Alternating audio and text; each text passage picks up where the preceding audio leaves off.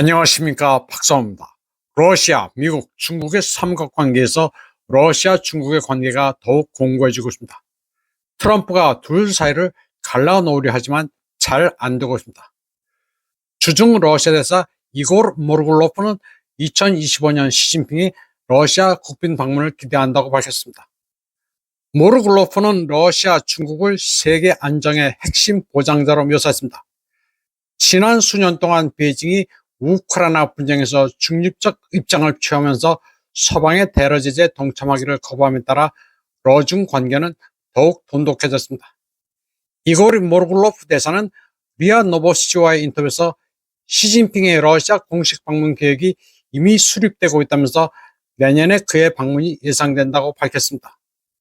시진핑은 2023년 중국 국가 주석직을 다시 맡은 직후 첫 국빈 방문지로 모스크바를 택했고, 푸틴 대통령도 5번째 임기를 확보한 뒤 베이징을 찾았습니다. 모르굴로프는 지난 12개월이 중러 관계에 있어서 상당히 성공적이라고 묘사하면서 이는 본질적으로 주요 세계 강대국 간의 책임있는 관계 사례로 작용했다고 말했습니다. 그는 모스크바와 베이징이 단순히 생각이 같은 파트너가 아니라 전 세계 전략적 안정의 보장자이며 국제관계에서 민주적 원칙을 옹호한다고 말했습니다. 모르굴로프는 러시아 국민의 복지에 해를 끼치겠다는 의도를 공개적으로 선언하는 적대 세력의 어떠한 행동도 러중 협력의 꾸준한 발전을 막을 수 없다고 말했습니다. 그는 우크라이나 갈등에 대한 중국의 균형 잡힌 입장을 칭찬하면서 베이징의 평화 노력과 제안이 모스크바와 키예프 간 미래 회담의 토대를 마련할 수 있다고 언급했습니다. 모르굴로프는 러시아 국경을 향한 나토의 동진에 대한 러시아의 안보 우려를 중국이 이해한다고 말했습니다. 그는 미국과 그 동맹국들이 인도 태평양 지역에서 군사적 존재감을 강화하고 있으며 비슷한 방식으로 중국 영토에 점점 더 가까이 다가가고 있다고 했습니다.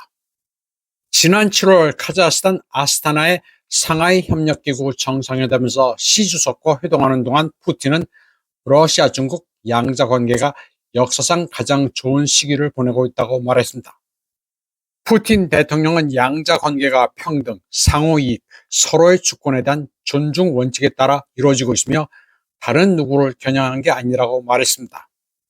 지난 10월에는 안드레이 벨로우소프 러시아 국방장관이 베이징에서 중국 중앙군사위 부주석 짱 여우시아를 만나 양국이 안보 협력을 확대할 것임을 확인했습니다.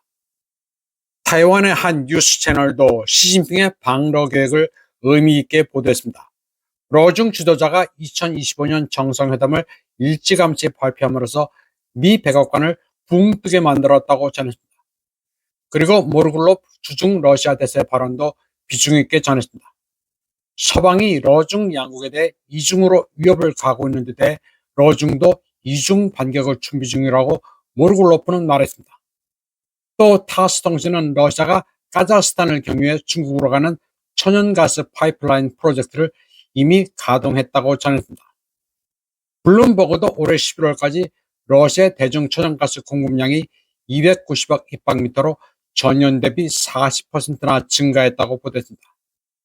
중국의 대러 에너지 의존도는 높아지고 있습니다. 따라서 미국이 뭐라 해도 러중 양국은 멀어질 수가 없습니다. 트럼프는 1월 20일 자신의 취임식에 시진핑이 참석해 주기를 희망했지만 시진핑은 가지 않는 것으로 가닥을 잡았고 왕유 외교부장을 대신 보내기로 했습니다. 타이완의 외교관 출신 시사평론가 제원진은 트럼프 취임식 초청 방안의 꼴이 우습게 됐다고 평가했습니다. 왔으면 하는 시진핑은 안 오고 별 영향가 없는 정상들만 몇 명 참석하게 생겼다고 말했습니다. 그는 트럼프가 취임식을 계기로 위세를 과시하려는 계획이 파토나게 됐다면서 사실 그다지 보고 싶지도 않던 이시바 시게루 일본 총리를 억지로 끼워넣게 됐다고 평가했습니다. 이시바 시게루는 마사요시 손이 트럼프에게 거액의 대미 투자를 약속함으로써 어부지리를 얻은 케이스입니다. 트럼프는 말로는 중국에 으르렁대면서도 러시아를 견제하기 위해 중국과 연합하기를 원하고 있습니다. 그는 미국과 중국이 손을 맞잡으면 세계의 모든 문제를 해결할 수 있다고 말했습니다. 트럼프의 이런 레토릭은 러시아로서는 공포스러울 수밖에 없습니다. 그래서 러시아는 선수를 쳐서 시진핑과 중국을 품에 먼저 끌어안았습니다. 트럼프로서는 중국에 대해 과학기술, 무역, 경제전쟁을 멈출 테니 러시아가 아니라 자기 편에 서줄 것을 호소하려 했는데 이게 현 단계에서 수포로 돌아갔다고 타이완의 평론가들은 입을 모으고 있습니다. 다음 소식입니다. 한국 매체들은 북한이 범죄자 출신을 러시아에 파병했다면서 사망한 북한군의 일기라는 것을 공개했습니다. 배은망덕한 일을 저질렀고 용서받을 수 없는 죄였지만 조국은 새 출발을 할 길을 열어줬다고 적혀있다고 국내 매체는 보도했습니다.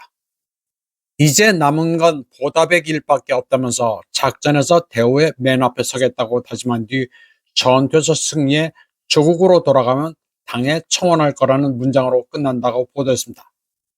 이에 대해 슬라브 지역 전문가인 정길선 박사는 자신의 의견을 밝혔습니다. 꾸르스크에서 잡힌 북한군의 일기라는 게 참 기가 막힌다고 했습니다.